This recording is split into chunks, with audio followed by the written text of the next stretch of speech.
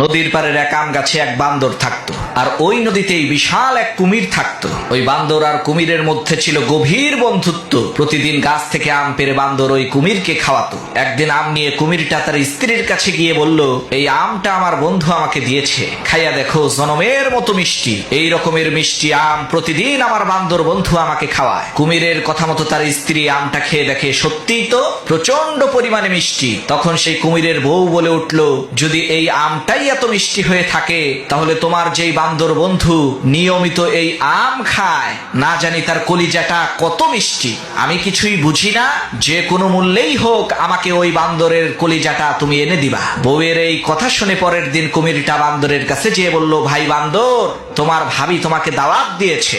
গতকালকে তোমার আর আমার গভীর বন্ধুত্বের আলোচনা শুনে সে বলেছে, বান্দর তোমার এত ভালো একজন বন্ধু, তাহলে একদিন তাকে আমাদের বাড়িতে নিয়ে এসো। কুমিরের এই কথা শুনে বান্দর কোনো কিছু না ভেবে এক লাফে কুমিরের পিঠে এসে বসলো আর বলল, চলো আজকে ভাবির হাতের রান্না খাবো। চলতে চলতে নদীর মাঝখানে যাওয়ার পর কুমির বলে উঠলো, ভাই বান্দর, আসল কথা হলো তোমার ভাবি তোমার কলিজাটা খেতে চায়, এ কারণেই আমি তোমাকে নিয়ে যাচ্ছি। কুমিরের এই কথা শুনে বান্দর ভয় পেয়ে গেল, কিন্তু সে হাই হুতাশ না করে হেসে দিয়ে বলল, আরে ভাই, এই সামান্য একটা বিষয় তুমি আমাকে আগে বলবা না?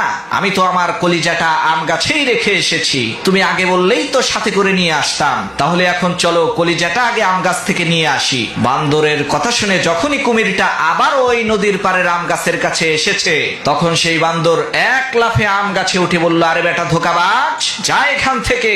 আমি তোর উপরে ভরসা করেছি, তোকে মহব্বত করেছি, আর তুই আমার সাথে এত বড় ধোঁকাবাজি করলি। প্রিয় বন্ধুগণ, আজকাল এই দুনিয়ার পরতে পরতে ধোঁকাবাজ লুকিয়ে আছে।